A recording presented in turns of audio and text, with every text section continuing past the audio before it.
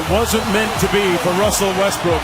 Have you ever seen a worse Big 3 stat line than this? And the fact that it came in an elimination game against the lower-seeded Jazz led by a rookie Donovan Mitchell sealed the fate of Russ, PG, and Melo in an instant. For me, the irony in that his season ends basically the exact same way, despite the fact that he added two star players to his roster. It's really incredible, what he tried to do to give them a chance to win last night, but you can't do it by yourself. This is the short and sad story of the Big 3 that never was. In 2018, following an MVP season by Westbrook, Sam Presti pulled a couple of blockbuster deals to bring in Paul George from the Pacers and Carmelo Anthony from the Knicks to form a scary Big 3 along with the Brodie. And the expectations around the league skyrocketed. This is not last season. I'm excited for this season. I'm going with Oklahoma City as the #1 threat to the Golden State Warriors. PG was in his prime, just turning 27 at the time, coming out of 2 consecutive All-Star seasons, but also 2 playoff trips that were cut short in the first round. And Melo was a certified bucket getter, but hadn't even sniffed the playoffs for 4 grueling years with the Knicks. So coming to OKC for a chance to actually compete was a no-brainer for him.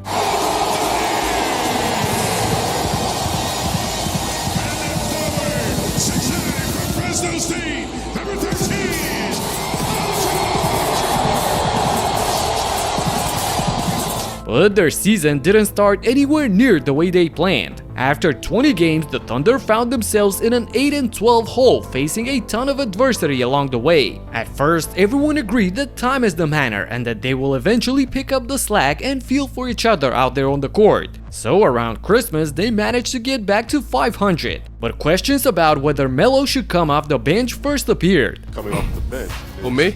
Oh. I don't know where that started, where that came from.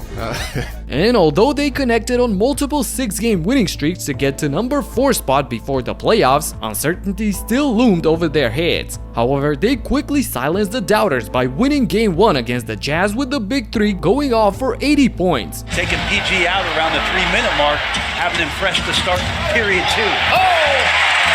Way defense! Gobert turns it over. Russell Westbrook goes airborne. The way that Mitchell had during parts of this season. George, he's got it. Largest lead of the night by George. Peeks at the clock. George fires at the horn. He's got it. Paul George beats the buzzer. And Adams was able to raise his right arm. Anthony a 3.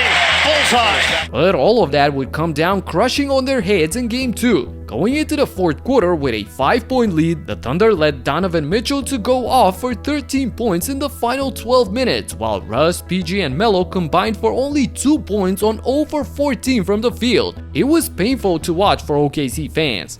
Westbrook spinning. No. Anthony singled up with Favors. He'll drive. Come up short. Away from the floor. Off the screen from Adams. Westbrook is short. George. Off the screen from Adams, that won't fall. Looking for something here off the turnover. Anthony asking for it.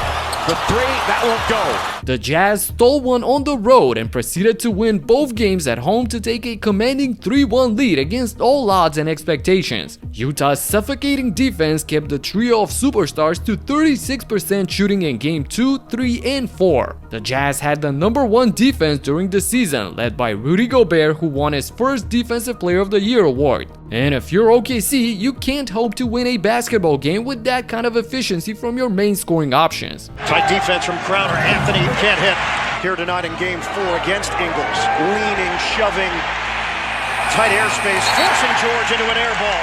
George wants it, floats it, can't hit it. Anthony, no. And Westbrook explodes and gets denied. Feeling totally helpless out on the court, Russ, PG, and company let their emotions overtake them. They turned Game 4 into a shouting match with tons of chippiness, pushing, and shoving every 5 minutes. It was ugly to watch. Just past the 8-minute mark, lob, Gobert. And he's fouled hard by Felton. Oh, now Felton wants a piece of Gobert. So does Westbrook. Now hold on. This thing cannot get out of control. Looks at Gobert. Gave it away to Adams. Double clutches, and the ball's loose. And now Crowder is upset. Carmelo steps in. Steven Adams. My goodness, it's getting crazy. Officials and security has to jump on the floor to try to separate these two teams. Matt, this is not good.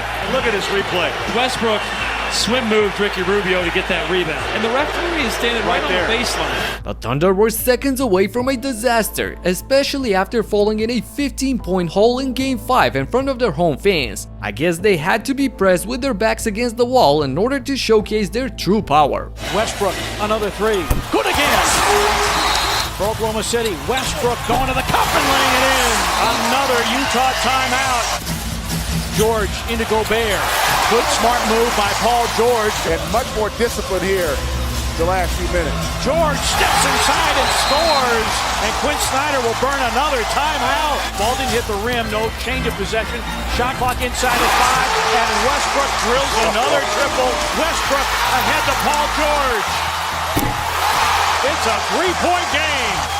Westbrook will go for the tie and puts it in! Westbrook and George responded furiously in the third quarter, outscoring the Jazz 32-22 all by themselves. Russ was like a bullet train, exploding for 33 of his 45 points in the second half, and PG followed him with 34 respectively. They're not going to risk putting him on Mitchell, and Mitchell's taking advantage. Hit the step back three! Westbrook. Another foul line jumper and another make. They won Game 5 but had to go to Utah for Game 6 where the crowd was electric right from the start. What a great job that Mitchell is doing. And he's picking right up where he left off. Russell Westbrook's 45 was the fact that Paul George had a bunch. Regardless, OKC was on a mission and they jumped to a 20-11 lead early in the game. Westbrook behind Adams and got a soft touch to fall. He's always in the top 7-8 guys. Carmelo Anthony takes it right at Gobert. Walks him down. Nice move. Gobert came with the help. Grant's open. To make matters even worse for the Jazz, Ricky Rubio fell down with a hamstring injury and did not return for the game. But the others stepped up, and in a very low-scoring game, it was all tied up at halftime when this happened. Well, you have to look at it that Utah hung on. This fan seemingly pissed off Russ, so he came out scorching hot in the third quarter. Westbrook for three, tries to draw the foul, knocks it down. You have to develop a low post game if you're going to make a run. And Russell Westbrook still feeling it.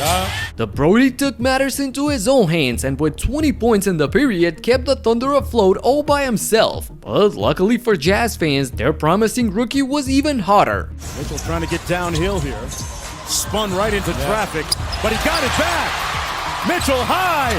Wow! Yeah, that's what he does so well. Mitchell going right at Anthony. There it is. It up.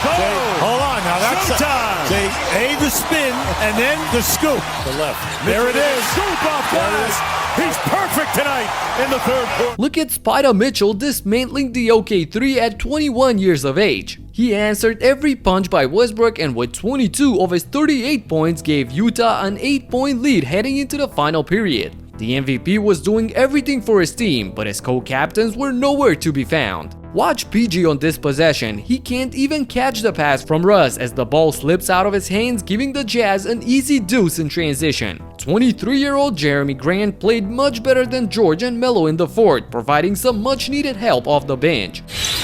Grant gonna try another one. Undaunted, knocks it down. 5 for 19. Paul George just 2 field goals. Big block by Grant. Westbrook lethal in the open court. Fouled and one on the gather. Westbrook played his heart out and tried everything in his power to get Oklahoma back into this game. Right here. Westbrook got it back. Wide open three. It's a 1-point game. And he did by scoring his 46th point of the night to close the gap to just 1 in the clutch. But Derek Favors stayed ice cool on the elbow and drained the shot to get Utah back up by 3 with time winding down. This leads us to one of the most chaotic endings in recent history, and not in a good way. Adams hustling, kept it alive to Felton. George for the tie. One more time. Take your time. Take your time. Plenty of time here. Westbrook. Grant kept it alive. Another offensive rebound. What is going on? The Thunder missed 3 shots but caught 3 offensive boards as well, securing multiple chances to tie the game. Can they finally get one to drop? Do not need a 3, but it looks like go strong. You have to go inside. Adams got it back. He got it back for the tie. Westbrook. Can you believe they just got out of bounds? 2 more shots and 2 more misses, but OKC still got the ball. Unbelievable. But the madness is just about to reach its pinnacle because got Gobert up in the air, didn't get the foul call. Oh boy. He was looking to draw the hit. You got to foul. You've got to foul. You got to stop the clock. Ingles with the ball. Will somebody foul somebody? 8 seconds to go. They waited a long time. Now, Oklahoma City they're just so upset that they did not get the call. Oh my goodness, the refs missed a crucial foul by Gobert on PG's 3-point attempt. Even Coach Snyder knew it was a foul, grabbing his head in disbelief. And they wait for a whole eternity to blow the whistle with 6.9 on the clock, despite the Thunder actively trying to commit a foul. Russ is furious and got every right to be so. But Mitchell doesn't mind that, and he goes to the line to knock down both free throws, sealing the huge victory as the crowd goes bonkers.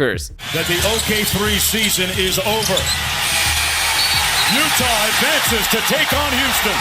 Donovan Mitchell with a career night. What a disastrous way to go down. And let's be clear, I'm not saying that the refs are the ones to blame. Absolutely not. OKC missed their last 6 shots to tie the game. You can't look for any excuses after that. I'm not gonna blame Westbrook either. No matter if he set an infamous record for most threes taken in a playoff game with 19. At least he tried. He left his all on the court. What's mind-boggling are the stat lines of Paul George and Carmelo Anthony. They combined for only 12 points on 5 of 23 from the field in an elimination game. That's atrocious and inexcusable for superstars of their caliber. And while walking out, we witnessed another confrontation by Westbrook and another fan. This was the lasting image of the OKC Big Three that never really earned the right to be called that. Melo was quickly dealt to the Hawks afterwards for Dennis Schroeder, sparking a whirlwind stretch for him across 4 teams in just 7 months. Meanwhile, George shocked everyone by re-signing with OKC only to leave a season later after yet another disappointing end. Lillard, long-range 3, and it's good! At the buzzer! Damian Lillard! Are you kidding me? In the summer of 2019, Sam Presti decided to break the old team apart, bringing CP3 and SGA in the trades for Westbrook and George, along with a ton of draft capital, which turned out to be the first step to their long-awaited title this season. That's it for now. Subscribe and talk to you in the next one. Peace out.